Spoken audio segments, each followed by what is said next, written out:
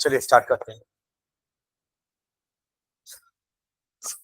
Environment का notes देखेंगे। तो इसमें पूरा प्रिंटेड फॉर्म में लिखा हुआ है, सारे टॉपिक्स हैं और उसके बाद एनसीईआरटी का पूरा सोल्यूशन भी है ना, इंटेक्स क्वेश्चन प्लस एक्सरसाइज के सारे है ना, और उसी के आगे फिर रिप्रोडक्शन भी है। ठीक है, तो स्टार्ट करते हैं। कुशल, मैंने पीडीएफ भेजा है ग्रुप में, उसको ओपन कर लेंगे है ना, और उसका फर्स्ट पेज से आवर एनवायरमेंट चैप्टर है, उसको हम आज पढ़ने वाले हैं। ठीक है,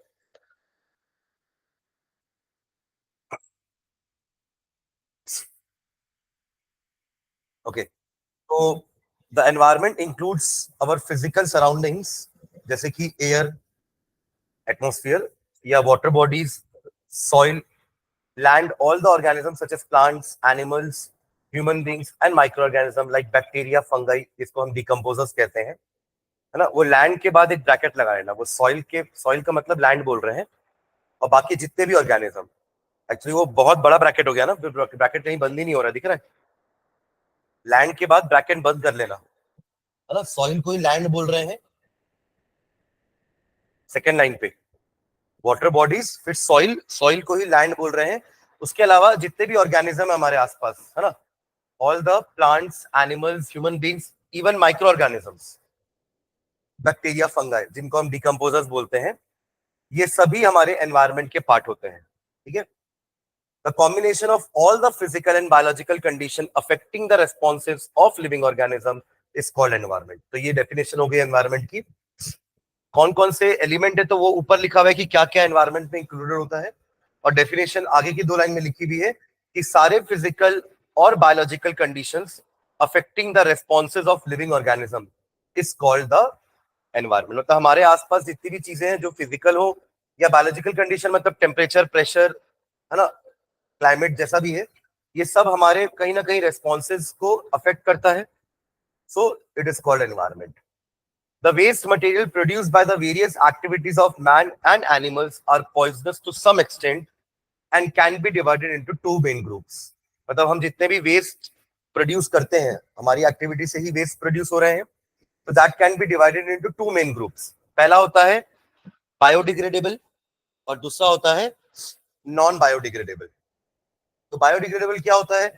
as the name suggest, biologically degrade हो सकता है। ये देखेंगे ना, मैं नोट्स जब पढ़ रहा हूं तो नोट्स देख करके सुनेंगे क्या बोल रहा हूं मैं। ठीक है, तो बायोडिग्रेडेबल वेस्ट का मतलब क्या है कि ऐसा वेस्ट जो बायोलॉजिकली डिग्रेड हो सकता है, यानी कि बैक्टीरिया, फंगाई जैसे माइक्रो ऑर्गेनिजम्स उन वेस्ट को क्या कर सकते हैं, डिकम्पोज कर सकते हैं, और डिकम्पोज करके वो क्या करते हैं, अगेन वापस सॉइल में चला जाता है सारा न्यूट्रिएंट्स। ठीक है, तो उस टाइप के वेस्ट को हम कहते हैं बायोडिग्रेडेबल। जैसे हमारे किचन से जितना भी वेस्ट निकल रहा है, सब्जी का छिलका हो गया, है ना, फ्रूट्स हम छिलते हैं तो वो सारे छिलके हो गए, पेपर वगैरह हो गए, ये सारे क्या है, बायोडिग्रेडेबल, जो समय के साथ माइक्रो ऑर्गेनिज्म इनको डिकम्पोज कर देते हैं। ठीक है, उनका खाना है ये, है ना, डिकम्पोजर सेप्रोट्रॉप्स, उनका ये खाना है। They feed on dead remains या फिर इस टाइप का वेस्ट में।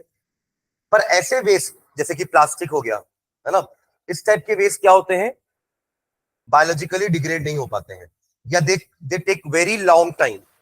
मतलब एक पॉलिथीन को डिग्रेड होने में इतने साल लग जाएंगे, है ना, कि अपन इमेजिन भी नहीं कर पाएंगे। तो बेसिकली वो डिग्रेड हो रही है, but it is taking a lot of time, तो अपन उसको प्रैक्टिकली नॉन डिग्रेडेबल ही बोलेंगे। ठीक है, चलो रीड कर रहा हूं मैं, लाइन टू लाइन देखते चलना। Substance that are broken down by the biological processes are said to be biodegradable. These substances are decomposed through the actions of fungi, bacteria, and other living organisms. Temperature and sunlight also play an important role in the decomposition of biodegradable substances. For example, food waste, tree leaves, urine, हमारा fecal matter, है ना, sewage, agricultural residue, sewage के बाद comma लगा लेना, sewage, agricultural residue, then paper, wood, cloth, cow dung, ये सारे waste क्या है, बायोडिग्रेडेबल है। ठीक है, और नॉन बायोडिग्रेडेबल में आते हैं substance that are not broken down by biological processes. ये सॉलिड्स हो सकते हैं, लिक्विड हो सकते हैं, गैसेस हो सकते हैं। ठीक है, these substances are inert. Inert का मतलब ये कि रिएक्ट नहीं करेंगे, ठीक है, इनर्ट उसी को बोलते हैं non reactive, and simply persist in the environment for a long time और may harm the various members of the ecosystem. मतलब कैसे हार्म कर सकते हैं समझना, जैसे कि एक डीडीटी है ना, एक डीडीटी एक तरह का पेस्टिसाइड है, आपने उसको प्लांट में डाला पेस्ट से बचाने के लिए, ठीक है, उसने प्लांट को पेस्ट से बचा दिया, बट वो है नॉन बायोडिग्रेडेबल। अब अगर गलती से आपके प्लांट्स में वो है और उसको प्लांट्स को आपने कंज्यूम किया, तो वो डीडीटी जो नॉन बायोडिग्रेडेबल है वो आपकी बॉडी में भी जाएगा, क्योंकि वो तो डिकम्पोज हो नहीं रहा है, तो ultimately it will go into your body, है ना। इस प्रोसेस को अपन बायोमैग्निफिकेशन बोलते हैं। क्या बोलते हैं? बायोमैग्निफिकेशन या फिर बायोलॉजिकल मैग्निफिकेशन, कि कोई एक नॉन बायोडिग्रेडेबल चीज एक छोटे ऑर्गेनिज्म से एक बड़े ऑर्गेनिज्म तक चली गई, समझ रहे? मतलब हमने कोई, जैसे डीडीटी पानी में बह के भी नदियों में जा सकता है ना भाई। आपका खेत है, खेत में आपने डीडीटी डाला, पानी गिरा, पानी से मतलब पानी भी गिरा और डीडीटी बह के पानी के साथ चला गया, वो पानी जा करके नदी में मिल गया, उस नदी में जो मछलियां रह रही थी उन्होंने वो कंज्यूम कर लिया वो पानी, तो अल्टीमेटली डीडीटी उनकी बॉडी में चला गया। आपने क्या मछलियों के थोड़ा डाला था डीडीटी, आपने तो प्लांट्स में डाला था DDT to protect them from pesticide, पर अल्टीमेटली हुआ क्या, that reached till the body of fish.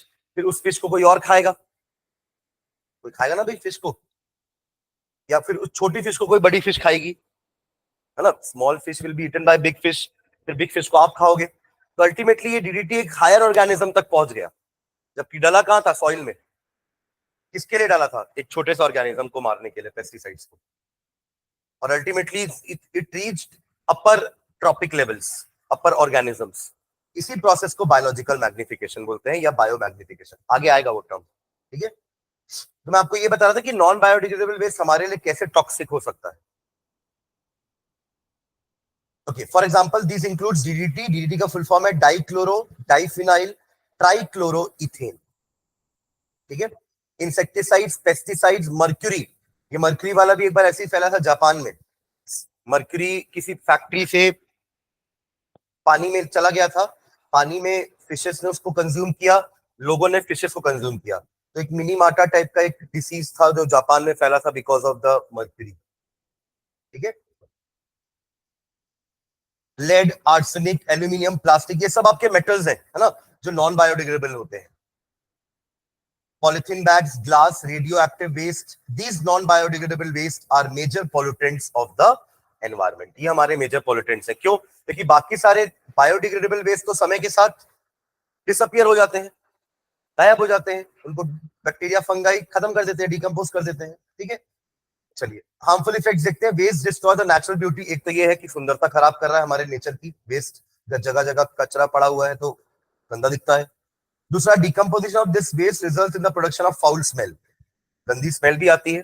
तभी तो एक कंपोस्ट बनाकर भी हम डिकम्पोज करते हैं, गड्ढा खोद देते हैं और सारी वेस्ट उसमें डाल देते हैं ताकि स्मेल ऐसे ना आए।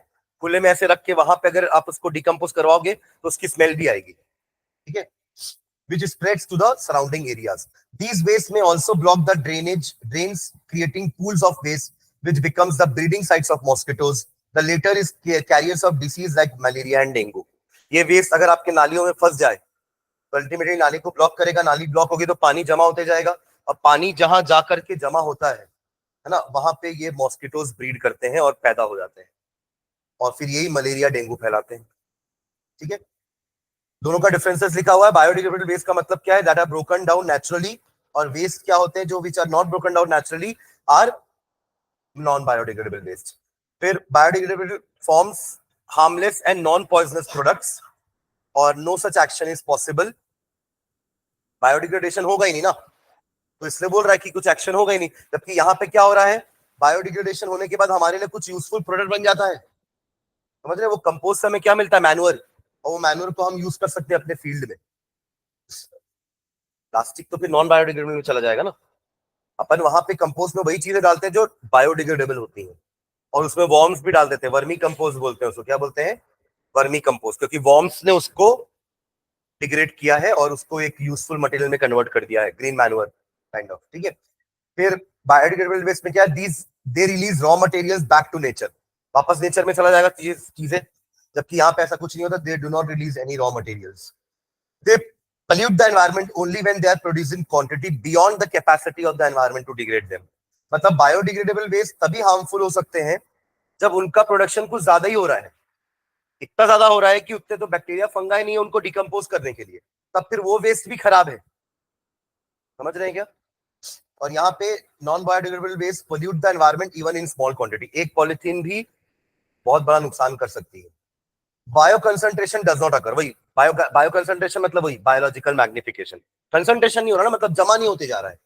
जैसे अपने में हुआ ना ये वाला, मर्क्यूरी ट्रैवल करता गया, डीडीटी एक ऑर्गेनिज्म दूसरे ऑर्गेनिज्म की बॉडी में जाता गया, इसको ही बोल रहे हैं बायो कंसंट्रेशन या बायो मैग्निफिकेशन। देखो राइट हैंड साइड वाले में आपको दोनों वर्ड लिखेंगे, बायो कंसंट्रेशन और bio magnification occur when waste enter the food chain. जब तक वो डीडीटी मिट्टी में है तब तक ठीक है, पर जहां वो बह के पानी के साथ जा करके नदी में मिला, अब वो किसी फूड चेन में आ चुका है। वो किस फूड चेन में आया है? एक्वाटिक प्लांट्स और एक्वाटिक एनिमल की फूड चेन में आ गया है। वो फूड चेन क्या होता है? एक ऐसी चेन ऑफ ऑर्गेनिज्म जिसमें हम क्या बताते हैं कि कौन किसको खा रहा है, वो फूड चेन होती है। कौन क्या खा रहा है ना, और किसको कौन खा रहा है ना। एंड लास्ट है रिसाइकलिंग इज पॉसिबल। यहाँ पे रिसाइकलिंग पॉसिबल है पर ह्यूमन एफर्ट से, नेचुरली नहीं होगा। ह्यूमन एफर्ट मतलब हम कुछ तरीके से उसको, या तो वेस्ट को जलाएंगे, है ना, जैसे जितने भी हॉस्पिटल के वेस्ट होते हैं वो भी बहुत सारे प्लास्टिक वेस्ट होते हैं, तो उसके लिए अलग एक इंसिनरेशन होता है। इंसिनरेशन मतलब एक जगह जहां पे हम वो सारे वेस्ट को बर्न कर देते हैं, डिकम्पोज करने की कोशिश करते हैं, होता है ना, वही वही सारी चीजें हैं। मतलब उसमें भी प्रॉब्लम है कि जो गैसेस निकल रही है वो पोल्यूशन क्रिएट कर रही है। ठीक है, चलिए नेक्स्ट आता है इकोसिस्टम में। एनवायरनमेंट समझ में आ गया ना? एनवायरनमेंट क्या होता है? हमारे आसपास का जितना भी फिजिकल और बायोलॉजिकल एक्टिविटीज हो रहा है, या हमारे आसपास जितनी बायोलॉजिकल चीजें हैं, वो सब हमारे एनवायरनमेंट के अंदर आती है, जो कहीं ना कहीं हमारी लाइफ को अफेक्ट करती है। चलिए इकोसिस्टम में आते हैं। Ecosystem is a self sustained unit of living things, जिसमें plants, animals, decomposer living things हो जाएंगे, and their non living environment जिसमें सॉइल, एयर एंड वाटर हो जाएगा। ठीक है, जैसे एक पॉन्ड भी एक तरह का इकोसिस्टम है, फॉरेस्ट एक तरह का इकोसिस्टम है, समझ, डेजर्ट एक तरह का इकोसिस्टम है। तो इकोसिस्टम का मतलब क्या होता है? एक self sustained system. Self sustain का मतलब होता है कि वो अपना गुजारा खुद करते हैं, उनको किसी और की जरूरत नहीं है। जैसे आप फॉरेस्ट में चले जाओ, तो फॉरेस्ट में आप कुछ नहीं करते ना, आप खाना देने जाते हो। जैसे आप अपने जो पालतू जानवर को पालते हो उसको आप खाना देते हो, समय समय पर उसको खाना देते हो, समय समय पर उसको घुमाने ले जाते हो, समय समय पर उसको सुसु पॉटी कराते हो ना। बट वहां पे फॉरेस्ट में ये कोई नहीं करता। फॉरेस्ट में सारे जानवर अपने आप ही करते हैं सारी चीजें।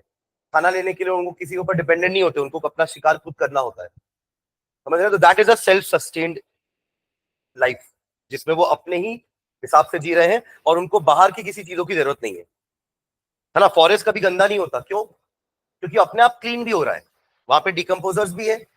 तो कोई अगर जानवर मर भी जा रहा है तो ऐसे में तो बहुत सारी डेड बॉडीज होनी चाहिए थी, जानवरों की पड़ी होनी चाहिए थी, पर कभी आप फॉरेस्ट में जाना, आपको कभी कुछ ऐसा नहीं दिखेगा, क्योंकि वो डिकम्पोज हो जाते हैं। ठीक है, जैसे शेर ने किसी को खा लिया, एक हिरण को खा लिया शेर ने, तो पूरा थोड़ा खाएगा, थोड़ा बहुत खाया, बाकी छोड़ दिया, उसका मन नहीं किया, पेट भर गया उसका, चला गया। अब वो बचा वो क्या होगा उसका?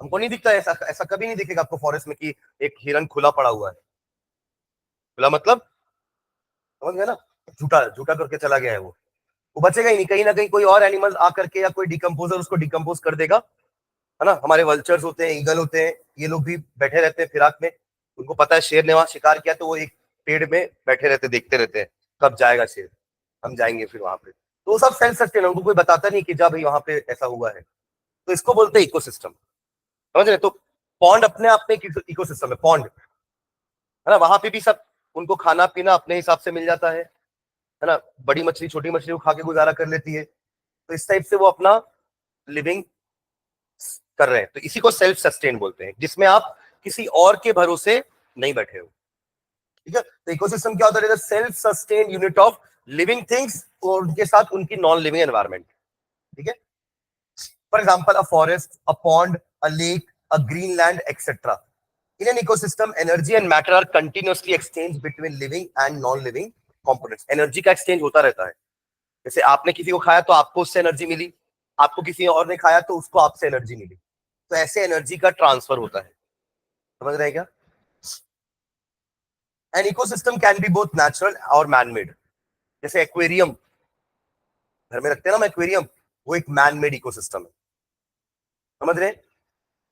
हमारा गार्डन मैन मेड है, गार्डन तो हम ही बना रहे हैं ना ये सब, तो ये मैन मेड है, ये भी एक इकोसिस्टम है, बट मैन मेड इकोसिस्टम है, अपने आप नहीं बने, है ना? बट ये जो डेजर्ट है, ये जो फॉरेस्ट है, ये सब नेचुरल इकोसिस्टम के अंदर आ जाएंगे।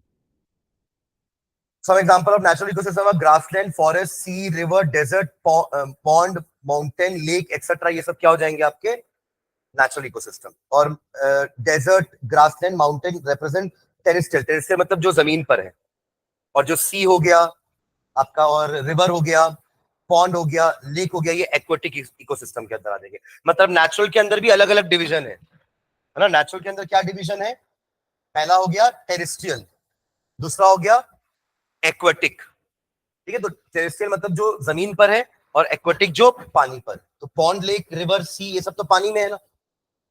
और डेजर्ट, फॉरेस्ट जमीन पे, लैंड पे, ठीक है? तो वो टेरेस्ट्रियल के अंदर आ जाएंगे। मैन मेड आर्टिफिशियल इकोसिस्टम का एग्जांपल देखो क्या क्या है। गार्डन, क्रॉप फील्ड भी है, जो हम खेती बाड़ी करते हैं, वो भी अपने आप में इकोसिस्टम है।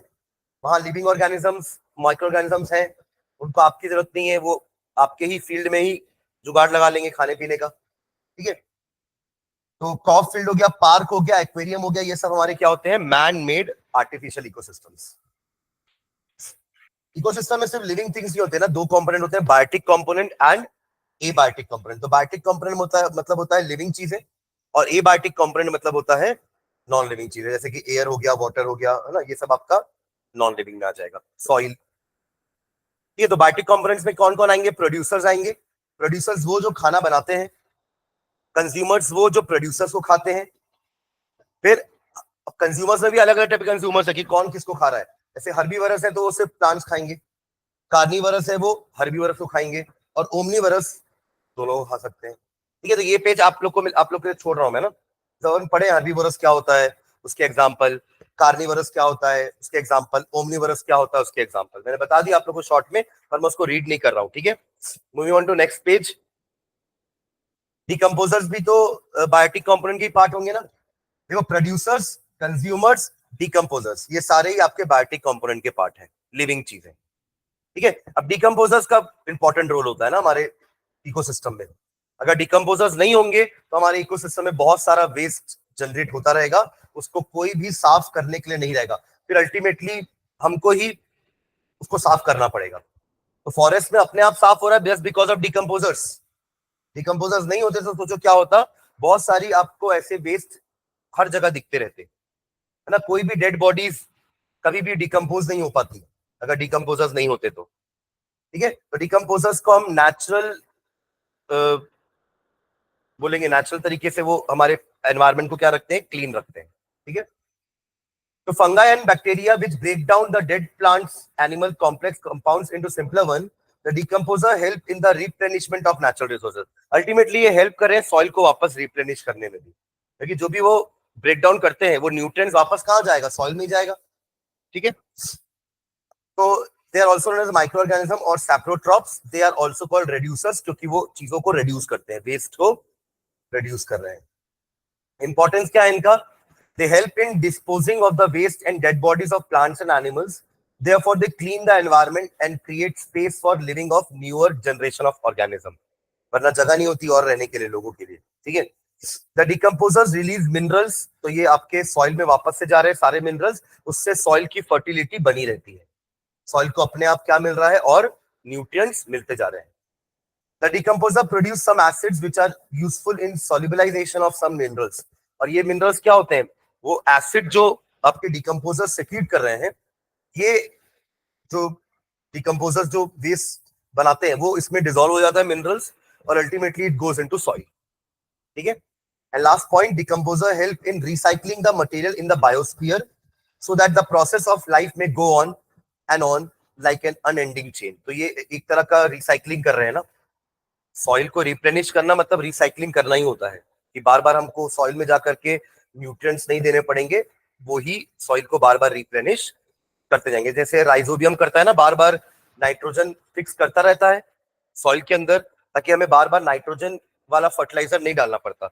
अगर हमारे फील्ड में राइजोबियम है तो it will take care of the replenishment of nitrogen, ठीक है? चलिए एबायोटिक में आते हैं। एबायोटिक फैक्टर में आपका सॉइल, वाटर, है ना, ये सब आ जाएगा। These are non-living components of an ecosystem. These include the physical environment, edaphic factor like soil texture, topography, topography मतलब कैसा एरिया पे, area wise, water, air etcetera, ये सब आपके एडाफिक फैक्टर्स में आ जाएंगे।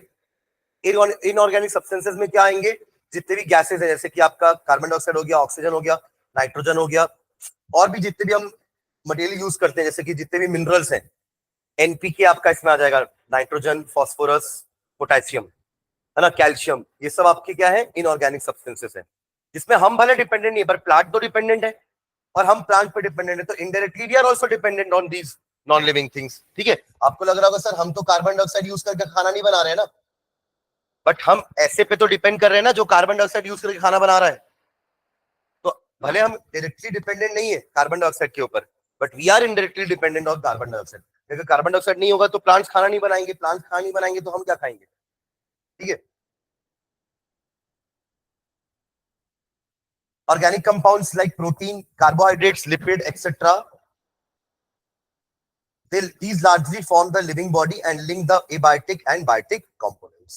ठीक है, और क्लाइमेटिक फैक्टर में क्या क्या चीज आ जाएंगी? Sunlight, temperature, pressure, humidity, moisture, rainfall, ये सारे फैक्टर्स किस में आ जाएंगे? क्लाइमेटिक फैक्टर्स में। तो ये सारे आपके क्या है? Abiotic components. तो हम ऐसा नहीं कि हमारे इकोसिस्टम में सिर्फ लिविंग चीजों से हमारा काम हो जाएगा, पानी नहीं गिरेगा तो क्या करोगे? तो rainfall is also a factor which affects the ecosystem. ठीक है, तो biotic as well as abiotic component. फिर इकोसिस्टम के फंक्शन में आते हैं। Ecosystem indicates available solar energy and efficiency of an ecosystem to trap the same. मतलब ecosystem से आपको पता चल रहा है कि कितने सारे प्लांट्स हैं जो उस सोलर एनर्जी को यूज करके, है ना, उसका यूज कर सकते हैं, मतलब ट्रैप करके। It gives information about the available essential minerals and their recycling periods. कौन कौन से मिनरल्स प्रेजेंट है इकोसिस्टम में, ये पता चलेगा हमें एबायोटिक फैक्टर से। It provides knowledge about the web of interaction and interrelationship among the various population as well as between the population and the abiotic environment. मतलब इकोसिस्टम से हमें ये पता चलता है कि हम बायोटिक लाइफ एबायोटिक चीजों पे कैसे डिपेंडेंट है, कैसा हमारा रिलेशनशिप है उनसे। मतलब अगर रेनफॉल नहीं होगी तो अल्टीमेटली हमें क्या फर्क पड़ेगा, हम कैसे अफेक्ट करेंगे। कार्बन डाइऑक्साइड की क्वांटिटी कम हो जाएगी तो हमें कैसे अफेक्ट होगा, या कार्बन डाइऑक्साइड क्वांटिटी बढ़ भी जाएगी तो हमें कैसे अफेक्ट होगा। ग्लोबल वार्मिंग होगी, है ना, वाटर लेवल राइज हो जाएगा, फ्लड आ सकता है। तो ये सारी फैक्टर्स कहीं ना कहीं हमें इकोसिस्टम से पता चलते हैं हमारे बारे में। ठीक है, नेक्स्ट है it helps human beings to know about conservation of resources, protection from pollution and inputs required for maximising productivity. तो हमें ये पता चलता है कि हमें अपने रिसोर्सेज को कंजर्व करने की जरूरत है। कि हमारे आसपास की चीजें अगर खत्म हो रही है तो हमें पता चल जाएगा ना कि हाँ खत्म हो रही है, हम उसको कंजर्व करके चलेंगे। जैसे फॉसिल फ्यूल्स हो गए, वी शुड कंजर्व देम। ठीक है, एंड लास्ट है in the ecosystem two processes of energy flow and biogeochemical cycles proceed side by side. एक एनर्जी फ्लो वाला है वो फूड चेन, कि एक एनिमल एक प्लांट को खा रहा है, फिर उस एनिमल को कोई दूसरा एनिमल खा रहा है, फिर उस एनिमल को कोई तीसरा एनिमल खा रहा है। तो यहाँ पे एनर्जी फ्लो हो रहा है एक ऑर्गेनिज्म से दूसरा ऑर्गेनिज्म में। और दूसरा क्या बोल रहा है? Biogeochemical cycles, oxygen cycle, nitrogen cycle, water cycle, ये सब आपका बायोजियोकेमिकल साइकिल में आते हैं। तो ये आपका चलते रहता है इकोसिस्टम में। मतलब हमारे इकोसिस्टम में वाटर साइकिल चल रहा है, right, carbon dioxide oxygen cycle भी तो चल रहा है ना। हम ऑक्सीजन ले रहे हैं, CO2 छोड़ रहे हैं, प्लांट CO2 ले रहे हैं, O2 छोड़ रहे हैं, चल रहा साइकिल। वाटर इवेपोरेट हो रहा है, जाके क्लाउड बन रहा है, फिर प्रेसिपिटेशन होकर के क्लाउड, कंडेंसेशन होने के बाद क्लाउड बन रहा है, प्रेसिपिटेट होकर वापस रेनफॉल होकर नीचे आ रहा है, तो हो रही है साइकिल कंप्लीट। तो ऐसे बहुत सारी बायोजियोकेमिकल साइकिल्स हमारे आसपास चलती रहती है। नाइट्रोजन साइकिल भी चल रही है। ठीक है, चलिए नेक्स्ट आते हैं, हेडिंग अपनी नेक्स्ट है फूड चेन। फूड चेन क्या होता है? The sequence of living organism in a community. एक कम्युनिटी या एक इकोसिस्टम में लिविंग ऑर्गेनिज्म का एक सीरीज, है ना, जिससे हमें ये पता चलता है कि which one organism consumes another organism to transfer food energy. आपने देखो प्लांट्स ने सन की एनर्जी यूज करी, सुन रहे हो क्या? एनर्जी फ्लो चालू कहां से होता है? सन से। प्लांट्स ने सन्स एनर्जी को ट्रैप करके यूज किया, हमने प्लांट्स को खा के उनसे एनर्जी ली, फिर हर्बीवोरस को कार्निवोरस ने खा के उनसे एनर्जी ली, कार्निवरस को ओमनिवरस ने खा के उनसे एनर्जी ली। तो ये जो चेन चल रहा है ना, इसी को फूड चेन बोल रहे हैं। और एनर्जी फ्लो कहां से चल रहा है? From sun to consumers. कभी भी उल्टा फ्लो नहीं हो सकता। समझ रहे हैं क्या कि प्लांट सन को एनर्जी दे रहा है, ऐसा तो कभी नहीं होगा। तो ये यूनिडायरेक्शन होता है। कैसा होता है? यूनिडायरेक्शन, मतलब एक ही डायरेक्शन में जा रहा है, from plant to higher consumers. ठीक है, देखो कंज्यूमर में भी अलग अलग टाइप के होते हैं, primary consumers, tertiary, secondary consumers, tertiary consumers. तो प्राइमरी में कौन आ जाएंगे? हर्बीवरस। सेकेंडरी में कौन आ जाएगा? कार्निवरस। और टर्शरी में ओमनिवरस आ जाएंगे।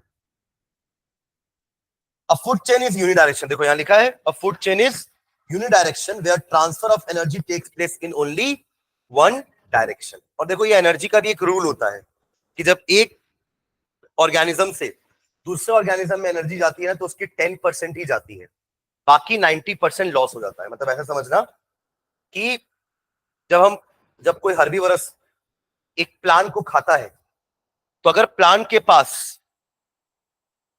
पास अगर 5000 जूल की एनर्जी है, यूनिट तो एनर्जी का यूनिट जूल होता है ना, अगर प्लांट के पास 5000 जूल एनर्जी थी, तो जब उसको हर्बीवरस ने खाया तो उसका सिर्फ 10% ही हर्बीवरस को ट्रांसफर होगा। बाकी प्लांट्स की कुछ ना कुछ एक्टिविटीज में खर्च हो जाएगा, रेस्पिरेशन में, फोटोसिंथेसिस में, है ना, ये सब चीजों में उसका खर्च हो जाएगा, प्लांट का ग्रोथ में, मेटाबॉलिज्म प्लांट के अंदर भी कुछ ना कुछ हो रहा है, राइट। तो बाकी का वो अपना यूज कर लेता है, सिर्फ 10% जाता है। तो कितना जाएगा? 10%, 5000 का 500 जूल। फिर इस हर्बीवरस को किसने खाया? एक कार्निवर ने। तो कार्निवर को कितने मिलेगा इसमें से? 10%। तो वो कितना होगा? 50 जूल। और कार्निवर कौन खाएगा? ओमनिवर्स। और ओमनिवर्स को क्या मिलने वाला है? सिर्फ 5 जूल। तभी जो फूड चेन होती है ना, ये ज्यादा लंबी नहीं होती, 3-4 ऑर्गेनिज्म तक फूड चेन होती है, क्योंकि आगे पता है कि एनर्जी कम होने वाली है, और एनर्जी ट्रांसफर ही नहीं हो पाएगी, तो और लंबी चेन का हम क्या करेंगे? मतलब इसके बाद वाले को तो कुछ मिलेगा ही नहीं, इसको खाएगा तो। है मैं क्लियर? तो इसलिए फूड चेन, ये तो मैंने एक एग्जांपल लिया 5000, इससे ज्यादा भी हो सकता है एनर्जी, 10,000 भी हो सकती है। तो वो ट्रांसफर होते होते होते ऐसे 10% कम होती जाएगी। समझ रहे हैं क्या? तो इसको बोलते हैं 10% रूल। आगे लिखा हुआ है, मैं उसको आपको दिखा दूंगा कहां पर लिखा हुआ है। ठीक है, फूड चेन का एक डेफिनेशन और पढ़ना, एक लाइन डेफिनेशन है। Food chain is sequential process. Sequential मतलब एक सीक्वेंस में चल रहा है, इसने इसको खाया, इसने इसको खाया, ऐसा चल रहा है। इसे sequential process which represents who Yeats हुम, कौन किसको खा रहा है या कौन क्या खा रहा है। एक सेकेंड, 5:30 स्वाति क्लास है ना, 15-20 मिनट।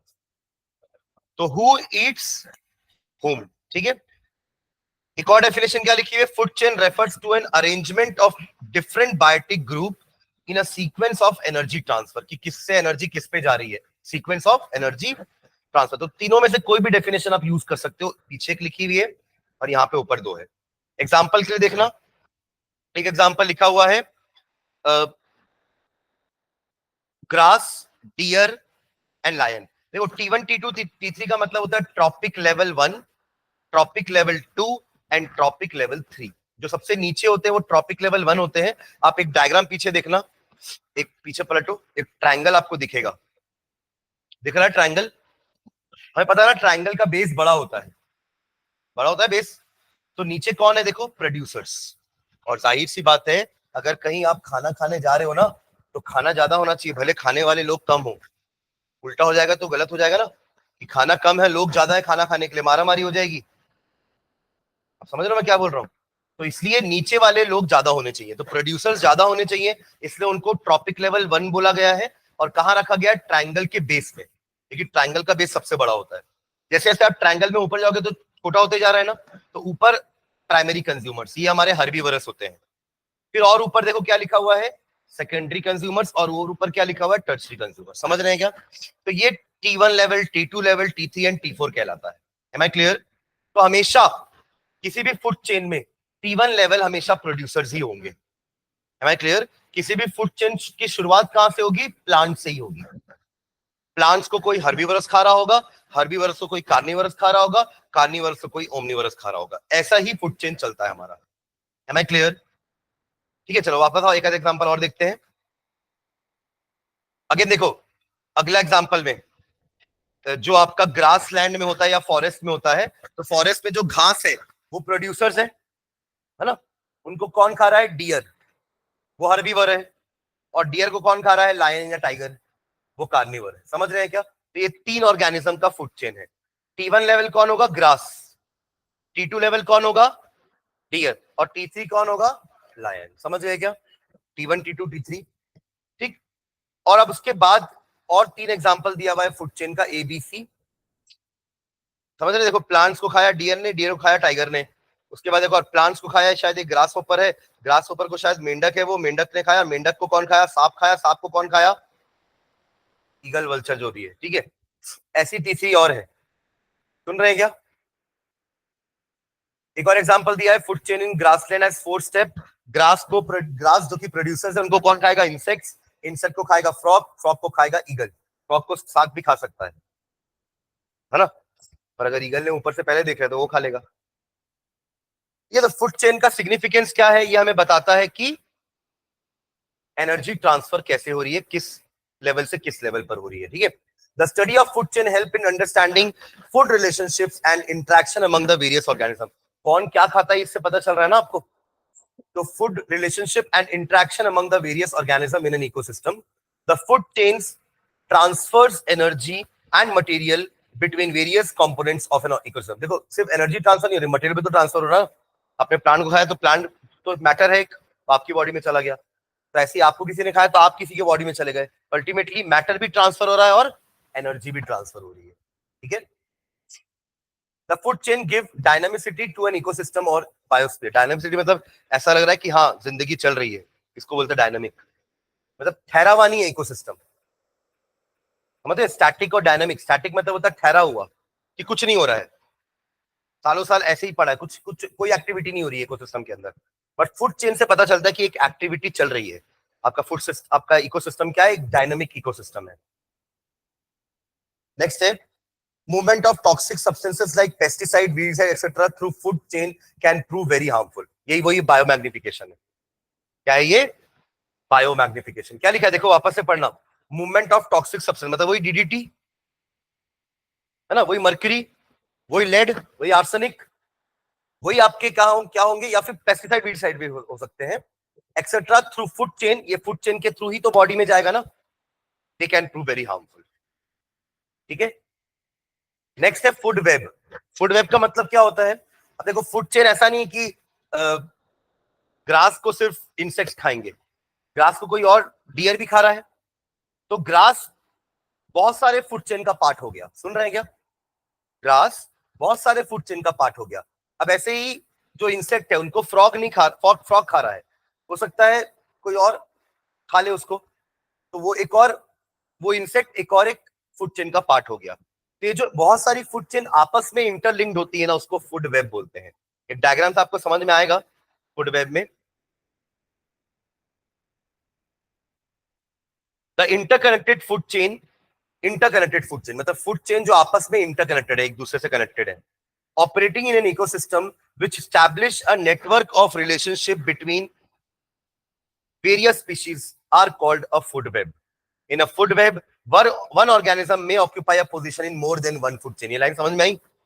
एक ऑर्गेनिज्म एक से ज्यादा फूड चेन का पार्ट भी हो सकता है। जैसे ग्रास 2 फूड चेन का पार्ट है, 3 फूड चेन का पार्ट हो सकती है, ठीक है। An organism can obtain its food from different sources and in turn may be eaten by different type of organism। मतलब एक ऑर्गेनिज्म अलग अलग सोर्स से खाना खा सकता है और अलग अलग लोग उसको भी खा सकते हैं। समझ रहे? मतलब ऐसा नहीं कि एक इंसान एक ही चीज खा सकता है और उसको भी कोई एक ही खा सकता है, ऐसा नहीं है। अगर ऐसा होता तो फिर सिर्फ एक फूड चेन ही होती। बट एक इंसान कई सारी चीजें खा सकता है, तो वो अलग अलग फूड चेन का पार्ट हो गया। और उस चीज को भी कोई और भी खा सकता है, बहुत सारे लोग, तो वो भी अलग अलग फूड चेन के पार्ट हो गए। समझ रहे हैं? अगर एक ही फूड चेन है तो वहां पे तो डिफाइंड है कि भाई ग्रास को इंसेक्ट खा रहा है, इंसेक्ट को फ्रॉग खा रहा है, फ्रॉग को सांप खा रहा है, सांप को वल्चर खा रही है ना। पर बीच में जो आपका इंसेक्ट है या फिर ग्रास है, उसको चूहा खा लिया, चूहे को सांप भी खा सकता है, तो देखो सांप के लिए 2 ऑप्शन हो गए, तो सांप 2 फूड चेन में चला गया। समझ रहे? ग्रास दोनों में है, ठीक है। तुम आपके पास मल्टीपल ऑप्शंस है, बोल सकते हैं ऐसा, ठीक है। ट्रॉपिक लेवल मैंने आपको बताया क्या होता है trophic level, various step in the food chain, उसको हम ट्रॉपिक लेवल बोलते हैं। Various steps in the food chain at which transfer of food take place is called trophic level. और हमेशा याद रखेंगे पहला ट्रॉपिक लेवल मतलब पहला जो फूड चेन में जो चीज होती है वो आपका प्रोड्यूसर ही होता है, and they occupy trophic level 1 T1। ठीक है, there is a gradual decrease in the amount of energy transfer from one tropic level to the next tropic level in a food chain। वही 10% rule, अगला आ गया वही लिखा है देखो। So only 10% is transferred to the next tropic level, 90% of energy is used by present tropic level in its life processes। Life processes में सारी चीज आ जाएंगी, उसका न्यूट्रिशन आ जाएगा है ना, उसका रेस्पिरेशन आ जाएगा, सारी चीजों में यूज कर रहा है ना वो। The various tropic levels are given below। पहला क्या है, प्लांट या producers which constitute first tropic level। ये पहला ट्रॉपिक लेवल पे है, प्लांट्स या प्रोड्यूसर्स। सेकंड पे कौन है, हर्बीवरस जिनको हम प्राइमरी कंज्यूमर्स बोलते हैं। फिर थर्ड पे है कार्निवरस जिनको हम सेकेंडरी कंज्यूमर्स बोलते हैं। और लास्ट है आपके लार्ज कार्निवरस या ओमनिवरस भी बोल सकते हो आप, which feed upon small carnivorous constitute the fourth trophic level. ठीक है, ऐसे हमारे 4 ट्रॉपिक लेवल होते हैं, 5 बना सकते हैं, बट अगेन वही एनर्जी का जो रिडक्शन हो रहा है 10% उससे कोई फायदा नहीं होगा आखिरी ऑर्गेनिज्म को। ठीक है, flow open energy, energy is used and conveyed from one trophic level to another in a food chain, this is called flow of energy. ये भी अपन पढ़ चुके हैं कि एक लेवल से दूसरे लेवल में एनर्जी का फ्लो हो रहा है ना, इसी को तो फ्लो ऑफ एनर्जी बोल रहे हैं। Green plants capture about 1% of the solar energy incident on the earth. मतलब सोचो अर्थ में कितनी सारी सोलर एनर्जी आ रही है, पर प्लांट्स उसका सिर्फ 1% ही यूज कर पाते हैं। A part of this trapped energy, अब जितना उन्होंने ट्रैप किया है उसमें से एक पार्ट जो है वो मेटाबॉलिक एक्टिविटी में चला जाता है। Some energy is release as heat into the atmosphere, the remaining energy is chemical energy stored in the plant as carbohydrate या स्टार्च। ठीक है, अब जब इन प्लांट्स को देखो उनके पास जो सन की एनर्जी थी उन्होंने कहां यूज करी, कुछ मेटाबॉलिक एक्टिविटी में चली गई, ग्रोथ में चली गई है ना, कुछ उनकी हीट में चली गई, और बची हुई क्या हुई, खाना बना के स्टोर कर दिया उन्होंने स्टार्च में, as a form of starch. अब जब कोई खाना कोई जो हर्बीवर उनको खाएगा तो उनको तो बस वो स्टार्च ही मिलेगा, मतलब सिर्फ एक पार्ट ही मिला उस एनर्जी का, और वही पार्ट 10% होता है। ठीक है, when plants are eaten up by herbivores, the chemical energy stored in the plant is transferred to these animals। Herbivores में वो सारी केमिकल एनर्जी चली गई, जो कार्बोहाइड्रेट स्टोर था प्लांट के अंदर वो चला गया हर्बीवरस के अंदर। दीज एनिमल्स हर्बीवरस, अब वो जो एनर्जी उन्होंने ली है उसको भी वो भी कुछ ना कुछ अपने एक्टिविटीज के लिए कंज्यूम करेंगे। Some energy is released as heat and the remaining energy is stored. The process of energy transfer is similarly repeated with carnivorous and so on, ऐसा चलेगा। और इसी को हम 10% लॉ बोलते हैं, देखो लॉ भी लिखा हुआ है उसमें। 10% law states that only 10% of the energy entering a particular trophic level of organism is available for transfer to the next trophic level। सिर्फ जितनी भी एनर्जी उसमें सिर्फ 10% ही अवेलेबल होती है अगले ट्रॉपिक लेवल में जाने के लिए, बाकी 90% उनकी ही एक्टिविटीज में कंज्यूम हो जाती है।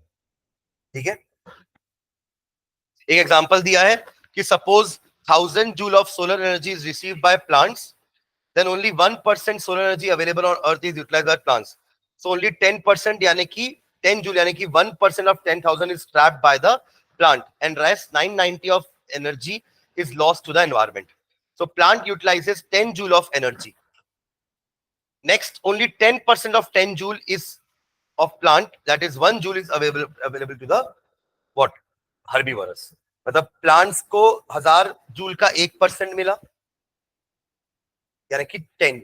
अब अगले किसी ने अगर प्लान को खाया तो उसको सिर्फ 1 ही जूल मिला, क्योंकि 10 का 10% क्या होता है 1, 10 का 10% क्या होता है 1, तो उसको एक ही जूल गया एनर्जी।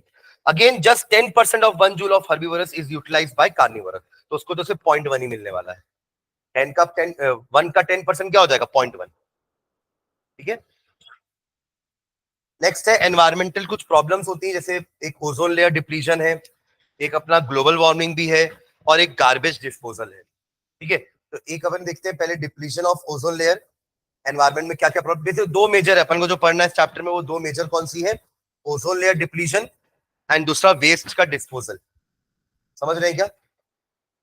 ग्लोबल वार्मिंग भी एक एनवायरमेंट का प्रॉब्लम है, बट अभी हमको सिर्फ यही दो डिस्कस करनी है। तो पहला क्या है? Depletion of ozone layer. तो ओजोन क्या होता है? O3 is largely found, O3 layer is largely found in the stratosphere, which is a part of our atmosphere. मतलब एटमॉस्फेयर का भी अलग अलग लेयर है ना, उसमें एक क्या है आपका, एक आयनोस्फीयर होता है, एक स्ट्रेटोस्फीयर होता है। तो स्ट्रेटोस्फीयर में ही आपका क्या है? ओजोन लेयर है। This which is a part of our atmosphere from 12 kilometre to 50 kilometre above sea level। Sea level से 12 किलोमीटर ऊपर, वहां से 12 से 50 के बीच में ये स्ट्रेटोस्फीयर है। This region is called ozonosphere. Ozone is deadly poisonous at the ground level. मतलब अगर ग्राउंड में होगा, इनहेल करेंगे तो वो पॉइजनस है हमारे लिए, ठीक है।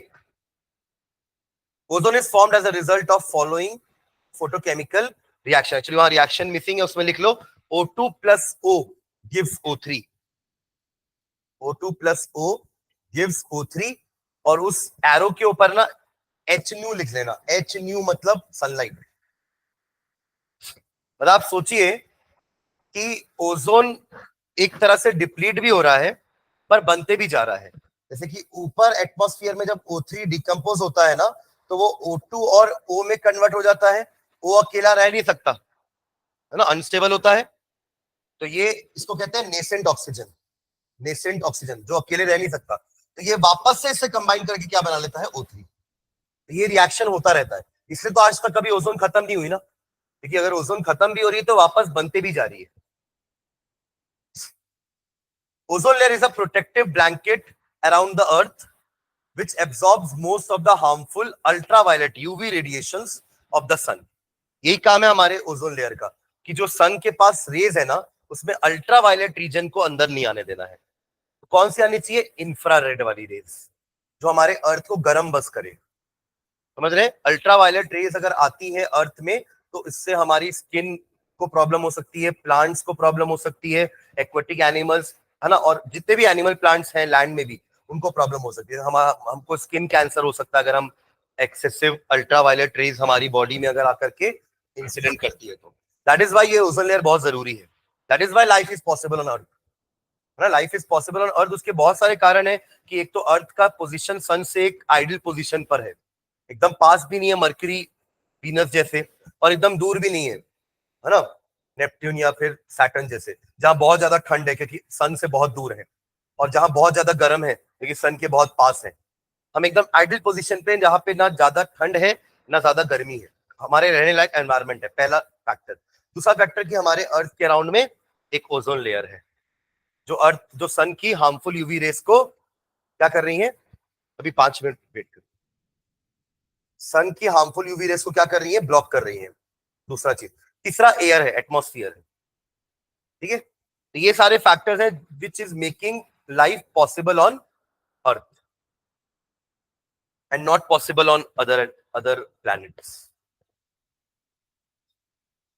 Thus protecting the living organisms of the earth from health hazard like skin cancer, cataract in eyes, मोतियाबिंद हो सकता है अगर आपकी आंखों में वो रेज जाती जाएंगी तो। Weaken immune system, destruction of plants, etc. The decline of ozone layer thickness in Antarctica was first discovered in 1985 and was termed as ozone hole। मतलब एक होल पाया गया था, that was in Antarctica, और उसको अपन नाम दिया था ओजोन होल। उसके बाद जो है ना, कुछ स्टेप्स लिए गए थे। Steps taken to limit damage of ozone layer, excessive use of CFC, इसको बोलते हैं क्लोरोफ्लोरोकार्बन, जो हमारे एसी वगैरह में पहले डलती थे, आजकल हम कूलेंट्स में CFC यूज नहीं करते हैं, बैन हो गया है वो। ठीक है, हमको पता चला कि इन CFC से जो क्लोरीन निकल रहा है ना, ये जा करके हमारे ओजोन लेयर को डिप्लीट कर रहा है, तभी इसलिए वो उसको बैन कर दिए। तो excessive use of CFC, inert chemical, for example freon, which are used as refrigerant and also in fire extinguisher, caused ozone depletion in the upper atmosphere। A single chlorine atom, मैंने बोला ना chlorine, तो chlorofluorocarbon में chlorine तो हो गई। A single chlorine atom can destroy 1 lakh ozone molecules। सोचो इतनी ताकत है एक सिंपल सिर्फ एक क्लोरीन एटम के पास, वो 1000 मॉलिक्यूल्स, सॉरी 1 लाख मॉलिक्यूल्स को डिस्ट्रॉय कर सकता है। तो ऐसे में आपकी लेयर धीरे धीरे क्या हो जाएगी? डिप्लीट होने लगेगी। वही हुआ है वहां पे अंटार्कटिका में। तो यूएनईपी जो आपका यूनाइटेड नेशन का एक एनवायरमेंटल प्रोग्राम है ना, उन्होंने एक काइटो प्रोटोकॉल बनाया था। काइटो प्रोटोकॉल लॉन्च हुआ था 1986 में, जिसमें उन्होंने सारी कंट्री को इनवाइट करके बोला था कि अब से हम सीएफसीज का यूज नहीं करेंगे। Kyoto protocol, KYOTO, Kyoto protocol. ठीक है। नेक्स्ट है आपका बायोलॉजिकल मैग्निफिकेशन, जो अपन बहुत दो तीन बार ऊपर डिस्कस कर चुके हैं, कि कोई भी हार्मफुल केमिकल सब्सटेंस का कंसंट्रेशन बढ़ना। The increase in concentration of harmful chemical substance like pesticides in the body of living organism at each trophic level. Food chain से ट्रांसफर होगा, वो एक बॉडी में गया, फिर उसको किसी और ने खाया तो वो अगले लेवल पे चला गया। Of a food chain is called biological magnification. Maximum concentration of such chemical get accumulated in human bodies. सबसे ज्यादा कहां पर होता है? सबसे ऊपर वाले में, जैसे कि ह्यूमन बॉडीज है। ठीक है, तभी तो मैग्निफिकेशन बोल रहे हैं ना, मैग्नीफाई होते जा रहा है। ठीक है। अरे मछली ने थोड़ा सा मर्क्यूरी खाया, आपने 3 मछली खा ली, तो तीनों मछली का मर्क्यूरी गया ना आपकी बॉडी के अंदर, तो मैग्नीफाई हो गया। ठीक है। और चलिए गार्बेज डिस्पोजल, लास्ट टॉपिक है हमारा, कि एक और एनवायरमेंट प्रॉब्लम है कि गार्बेज जितना सारा प्रोड्यूस हो रहा है, इसको डिकम्पोज कैसे करें। तो वही आपको जो अपन ने पीछे देखा ना कि ह्यूमन एफर्ट डालना पड़ेगा, ह्यूमन एफर्ट से ही हम डिकम्पोज कर सकते हैं गार्बेजेस को। So industrialization and rise in demand of consumer goods have created a major problem in the form of waste and garbage accumulation, and it's disposed especially in urban areas, especially cities में, है ना, जहाँ पे इतना ज्यादा industrialisation बढ़ता जा रहा है, लोग बढ़ते जा रहे हैं, पॉपुलेशन बढ़ती जा रही है, लोग बढ़ेंगे तो कचरा बढ़ेगा, वेस्ट बढ़ेगा, सबका अपना अपना कचरा है। ठीक है। The disposal of waste should be done in a scientific way, but हमको कुछ साइंस यूज करके उस वेस्ट को डिस्पोज करना पड़ेगा, अदरवाइज बहुत ज्यादा वेस्ट क्रिएट होने लगेगा। There are different methods of waste disposal. The method to be used depends on the nature of waste. कैसा वेस्ट है उसके हिसाब से हम मेथड यूज करेंगे। जैसे अगर वो बायोडिग्रेडेबल होगा तो हम वॉर्म्स और ये सब यूज करके कंपोस्ट वगैरह करेंगे, और अगर नॉन बायोडिग्रेडेबल होगा तो उसको जलाएंगे। Some of the important modes of waste disposal, जैसे पहला है इंसिनरेशन। मैं आपको बीच में कहा था ना, इंसिनरेशन, हॉस्पिटल वेस्ट वगैरह जो निकलता है उसको इंसिनरेट करते हैं, बर्न करते हैं। तो burning of waste on high temperature to form ash is called incineration. This process is carried out in an incinerator, जहां पे हम जला रहे हैं। Incineration is used to destroy household chemical and biological waste. अब इससे कुछ गैसेस बन सकती है, बायोगैस वगैरह, उसको हम यूज कर सकते हैं। ठीक है। सेकेंड है ओपन डंपिंग, खुले में ही अपन ने डंप कर दिया, बट उससे यही है कि फाउल स्मेल आएगी आजू बाजू के एरियाज में। ठीक है। Open dumping, a conventional method in which solid wastes are dumped in selected areas of a town. It actually causes pollution. जैसे अपने यहाँ पे भी है ना, टीडी नगर में, ये आप इधर जाओगे डगनिया तरफ, तो वो जो तालाब है उसके सामने एक पूरा डंपिंग जोन है। आप कभी उस जगह से निकलो, आपको बहुत स्मेल आएगी। जितना भी आसपास का जितना भी कचरा हो रहा होगा लोकेलिटी का, वो सब वहीं आकर के डंप होता है। ओपन डंपिंग है वो। ठीक है। एक होता है लैंड फिलिंग, कि आपने लैंड को खोदा और उसके अंदर भर दिया। So land fillings, waste are dumped in low living areas and are compacted by rolling with bulldozers. उसको पैक करके रोल कर दिए बुलडोजर्स को। अल्टीमेटली वो सब डिकम्पोज होकर सॉइल को ही चला जाएगा, न्यूट्रिएंट्स। कंपोस्टिंग, ये भी वैसे ही है। कंपोस्टिंग मतलब हम घर के लेवल पे कर सकते हैं, अपने घर पे ही एक 2x1 का गड्ढा खोद लिए, यानी कि 2 मीटर और फिर 1 मीटर गहरा और 1 मीटर ऐसा, 2 मीटर लंबा है, 1 मीटर उसका ब्रेथ है और 1 मीटर उसकी हाइट है, या 2 मीटर की हाइट रख लो, कोई भी 2x1 लिखा है ना साइज, इस टाइप का हम गड्ढा खोद सकते हैं। It is then covered with अंदर वेस्ट डाल दो और उसको मिट्टी से कवर कर दो। About 3 months the same garbage filled inside the pit changes into organic matter. आपको क्या मिल जाएगा वहां से? खाद मिल जाएगा। Recycling the solid waste is broken down into constituent simple material. These materials are then used to make new items. Even non-biodegradable solid like waste like plastic, metal can be recycled. Upon recycle कर ले, मतलब कोई plastic है waste तो उसको अपन पिघला करके उसको किसी और फॉर्म में मोल्ड कर ले, है ना, तो उसको बोलते हैं रिसाइकलिंग करना, रीयूज करना बेसिकली, है ना। Reuse a very simple conventional technique of using an item again and again. For example, paper can be reused for making envelopes. ये तो हम करते ही हैं, है ना। एक न्यूज़पेपर का हम कितना यूज करते हैं, नहीं, पहले तो उसको पढ़ने के लिए यूज करते हैं, फिर अपन उसमें खाना वाना भी पैक कर देते हैं। ठीक है। फिर ये जो उसमें लिखा हुआ है, क्या लिखा है इसमें, किसके लिए यूज करना है? एनवलप बनाने के लिए भी यूज कर लेते हैं, है ना। तो इसको बोलते हैं रीयूज करना चीजों का, ठीक है। अब इसका जो वो पार्ट है ना, एक्सरसाइज और क्वेश्चन वाला, वो आप लोग देखना एक बार, ठीक है। कल की क्लास में वरना डिस्कस भी कर लेंगे एक बार, ठीक है, और रिप्रोडक्शन चालू कर देंगे। हाँ, तो मेटल नॉन मेटल तो हो गया है। और एनवायरमेंट का क्वेश्चन आंसर पर डिस्कस कर लेंगे। कुछ अगर आपको लगता है कुछ डाउट है क्वेश्चन आंसर्स में तो वो डिस्कस कर लेंगे, और नहीं तो फिर रिप्रोडक्शन स्टार्ट कर देंगे कल ही, ठीक है। चलिए, थैंक यू।